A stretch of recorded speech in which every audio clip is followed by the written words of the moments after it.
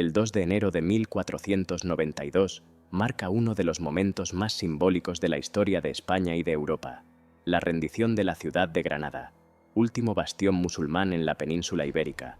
Ese día, en la colina de la Alhambra, el rey Boabdil, último soberano nazarí, entregó las llaves de la ciudad a los reyes católicos, Isabel de Castilla y Fernando de Aragón. Aquel acontecimiento puso fin a casi 8 siglos de presencia islámica en la península, desde la llegada de las tropas musulmanas en el año 711. Pero la toma de Granada no fue un hecho aislado, sino el resultado de un proceso largo, complejo y lleno de intrigas políticas, batallas y negociaciones. Y esta es la historia de la toma de Granada.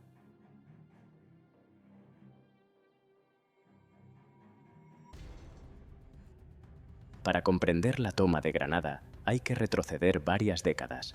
A mediados del siglo XV, la península estaba dividida en varios reinos cristianos: Castilla, Aragón, Navarra y Portugal, además del reino nazarí de Granada, que había logrado sobrevivir gracias a su posición geográfica y a una compleja red de alianzas. Granada llevaba existiendo como reino desde el siglo XIII, cuando la dinastía nazarí fundó su capital en la ciudad homónima. Su ubicación, rodeada de montañas y fortificada con la majestuosa Alhambra, lo hacía un enclave difícil de conquistar. Durante generaciones, los nazaríes sobrevivieron pagando tributos a los reinos cristianos y aprovechando sus rivalidades. Pero todo cambió con la unión dinástica de Isabel y Fernando en 1469. Con el matrimonio de Castilla y Aragón se formó un bloque poderoso, capaz de concentrar recursos militares y económicos en una única causa: culminar la llamada Reconquista.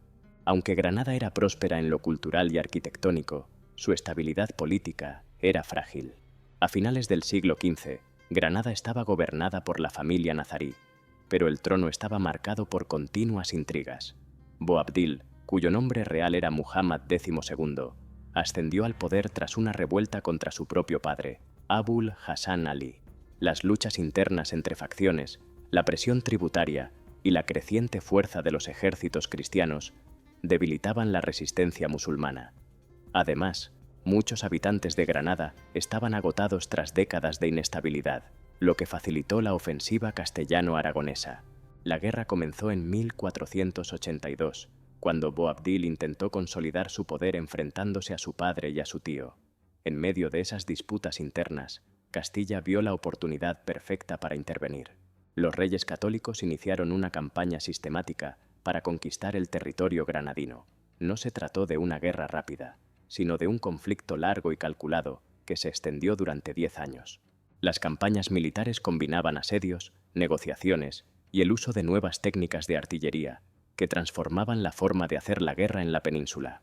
En 1487 cayó Málaga, tras un duro asedio que mostró la determinación castellana de acabar con el reino nazarí.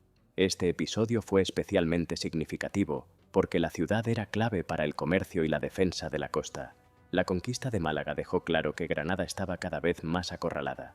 En los años siguientes, ciudades como Baza y Almería fueron rindiéndose una tras otra. Cada victoria acercaba a los reyes católicos a la capital granadina. En 1491 comenzó el asedio definitivo.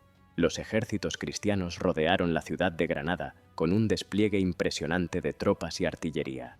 Los cronistas describen cómo los reyes católicos establecieron un campamento permanente que llegó a convertirse en una auténtica ciudad, Santa Fe, fundada durante el asedio y que aún existe con ese nombre. La superioridad militar cristiana era evidente. Granada estaba aislada, sin refuerzos posibles desde el exterior. Los intentos de Boabdil por resistir fueron cada vez más desesperados y la población sufría hambre y agotamiento. Ante esta situación, comenzaron las negociaciones. Lejos de optar por una destrucción total, los reyes católicos aceptaron firmar unas capitulaciones que ofrecían condiciones relativamente favorables a los granadinos: respeto a sus costumbres, religión y propiedades, al menos en teoría. Finalmente, el 2 de enero de 1492, Boabdil entregó las llaves de la ciudad. Según la tradición, al abandonar Granada, el monarca lloró al contemplar por última vez su reino, desde el llamado suspiro del Moro, mientras su madre le reprochaba no haber sabido defenderlo. La caída de Granada tuvo un impacto inmediato. Para los reyes católicos, supuso la culminación de la Reconquista y un enorme triunfo propagandístico que reforzó su autoridad. La victoria fue celebrada en toda Europa como un éxito del cristianismo frente al Islam, en plena época de expansión religiosa y política. Sin embargo, las promesas de tolerancia pronto se quebraron. Con el tiempo, las capitulaciones fueron incumplidas y la población musulmana comenzó a sufrir crecientes presiones para convertirse al cristianismo.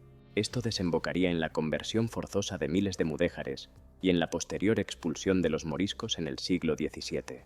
1492 fue un año decisivo no solo por la toma de Granada. Ese mismo año, los reyes católicos firmaron las capitulaciones de Santa Fe con Cristóbal Colón, autorizando su viaje que culminaría con el descubrimiento de América. Así, mientras un ciclo de la historia se cerraba con la caída del último reino musulmán, otro completamente nuevo se abría con la expansión hacia el Nuevo Mundo.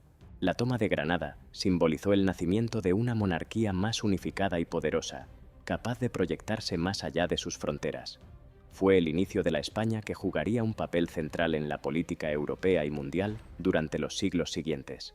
La toma de Granada en 1492 no fue solo una victoria militar, sino un acontecimiento que cambió el rumbo de la historia.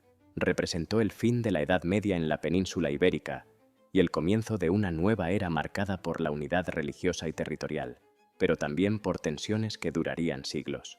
La imagen de Boabdil entregando las llaves de la ciudad a Isabel y Fernando se convirtió en un símbolo cargado de significado. El cierre de 8 siglos de convivencia, luchas y mestizaje, y el inicio de un proyecto político que aspiraba a trascender fronteras. Si el video te gustó, dale me gusta y suscríbete. Nos vemos en el próximo video.